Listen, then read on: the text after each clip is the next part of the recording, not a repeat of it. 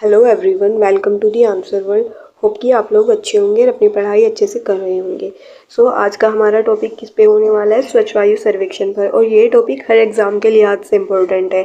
आप कोई civil service का एग्ज़ाम ले लो या फिर वनडे एग्ज़ाम हो, हर एग्ज़ाम में पूछे जाते हैं। यहाँ से हम सारा का सारा डाटा अपना देख लेंगे, जितनी हमारी 22-23 वाला है वो वाला भी डाटा देखेंगे। खैर, अभी हम थोड़ा यहाँ पर फोकस करते हैं अपना, ठीक है। ये जो है स्वच्छ वायु सर्वेक्षण अपना कंडक्ट कब हुआ था? Clean international day clean air for blue skies. ये डे कब मनाया जाता है? 7 सितंबर को मनाया जाता है। और इस बार इसकी जो थीम थी वो क्या थी, हम वो देख लेते हैं। Invest in hashtag clean air now, ये इसकी थीम थी। ये आप लोग याद रखना। अच्छा, अगर हम इसको इंटरनेशनली उसमें देखें तो जो इसका यूनाइटेड नेशन जनरल असेंबली, ठीक है, वो जो है इसका ये डेजिग्नेटेड होती है यूनाइटेड नेशन जनरल असेंबली के द्वारा। और जो इसका ऑर्गेनाइज़र है वो है यूनेप। यूनेप को हम क्या बोलते हैं? यूनाइटेड नेशन एनवायरनमेंट प्रोग्राम, ठीक है। ये इसका ऑर्गेनाइज़र होता है। और जो अपना ये CPCB है, सेंट्रल पोल्यूशन कंट्रोल बोर्ड, जो हमारा वाटर कंजर्वेशन एक्ट आया था 1974 वाला, तब बना था। तो ये तभी सितंबर में, फिर 1974 के सितंबर में ही अपना ये बोर्ड गठित कर दिया गया था, ठीक है। बाकी हो गया। और अपना अब हम देख लेते हैं। अच्छा, तो हम पढ़ते हैं अब इसके बारे में। स्वच्छ वायु सर्वेक्षण जो है इनिशिएटिव बाय किसके द्वारा? जो अपनी ministry of environment, forest and climate change है, उसके द्वारा ये इनिशिएट की जाती है।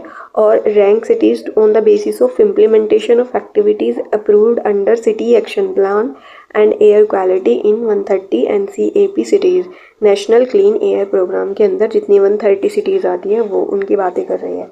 अभी हम इसका ऑब्जेक्टिव देखेंगे तो इसमें दे रखा है कि to create awareness among all section of the society, मतलब सभी तबके के लोगों में जागरूकता फैलाना, ठीक है।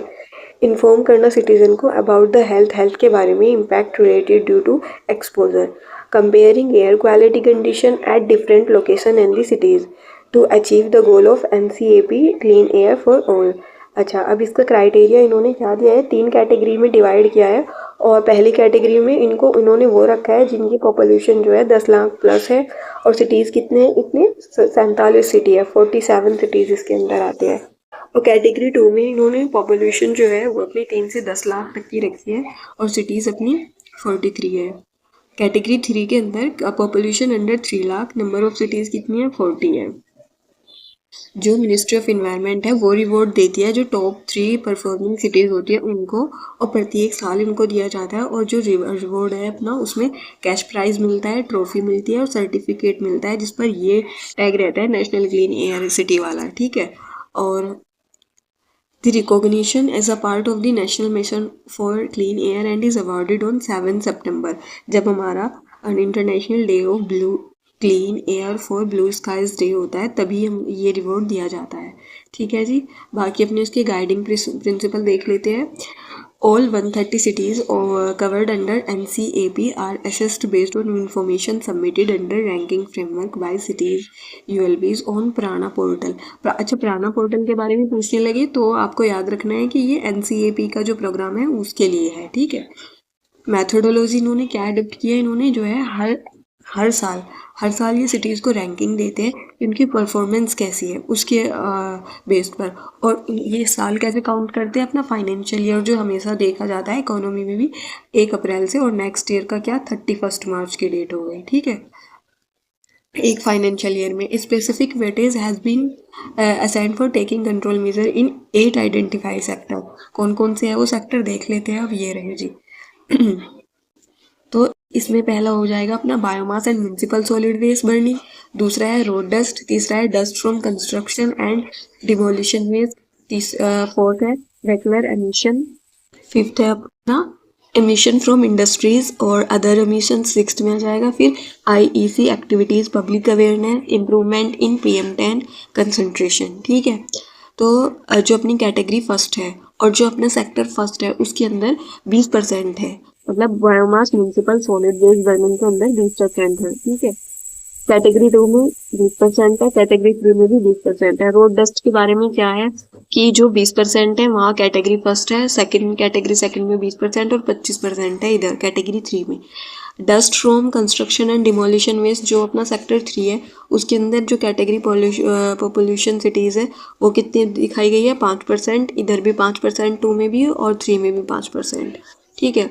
बाकी अच्छा ये PM10 वाला ये देख लेना आप लोग, इसमें जो है 2.5% रखी है तीनों कैटेगरी में, ये याद रखना। ठीक है।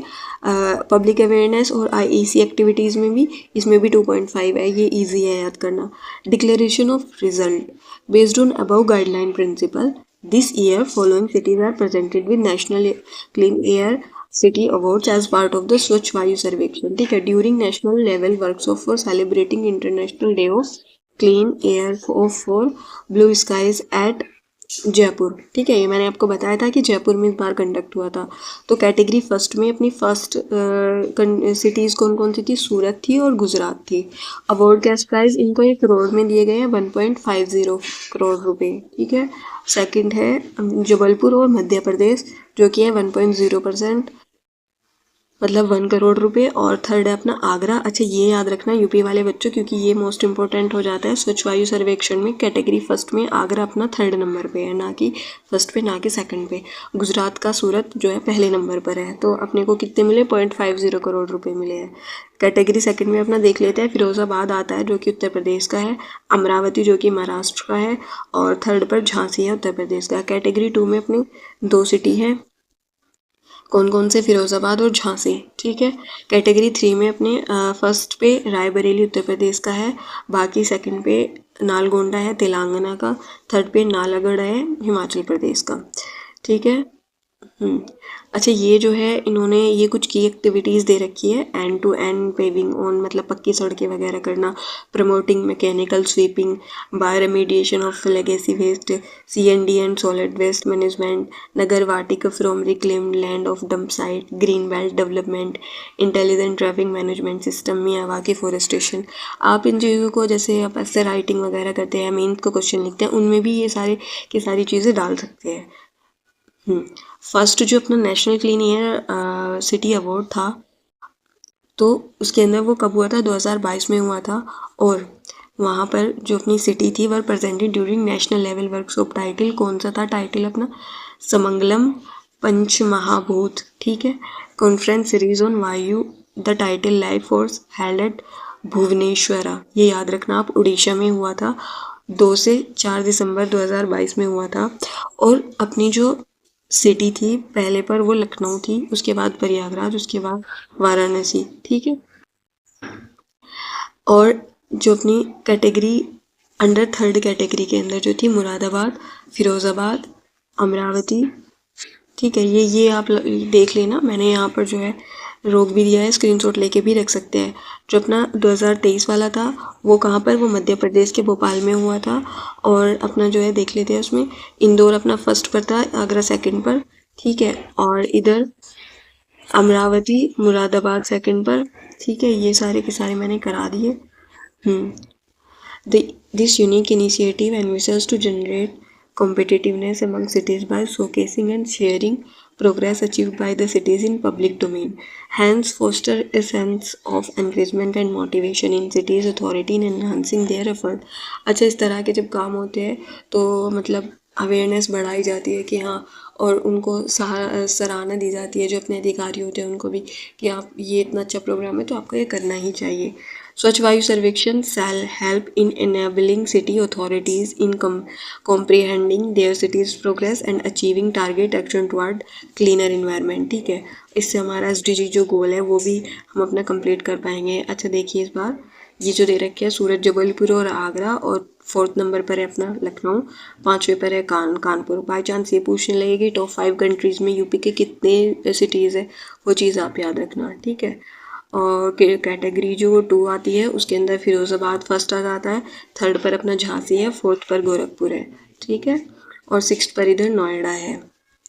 कैटेगरी 3 के अंदर देख लेते हैं, उसमें रायबरेली। ठीक है। रायबरेली आ जाता है, बाकी आप देख लेना, इतने ज़्यादा इम्पोर्टेंट नहीं है ये। खैर और इस बार जो देखो टैगलाइन क्या है, मेरा शहर मेरी पहचान। ठीक है, तो रिड्यूस, रीयूज और रिसाइकिल, ये 3R का यूज़ हुआ है। 3R का यूज़ हुआ है। रिड्यूस करो, पहले कम करो, फिर उसको रीयूज़ कर दो, रिसाइकिल कर दो। ठीक है, बाकी आपको हमारी ये वीडियो अच्छी लगी हो तो आप यार इसको लाइक वगैरह करना, शेयर करना। देखिए 10 मिनट में आपकी ये टॉपिक ख़त्म हो गया है और यहाँ से जो भी क्वेश्चन बनेंगे आपके 100% आपके वो हो ही जाएंगे। एटलीस्ट आप उसको एलिमिनेट तो कर ही पाओगे। ये इस तरह के टॉपिक है और यहाँ से क्वेश्चन बनते ही बनते हैं। ठीक है, बाकी पढ़ते रहिए अच्छे से और ख्याल रखिए।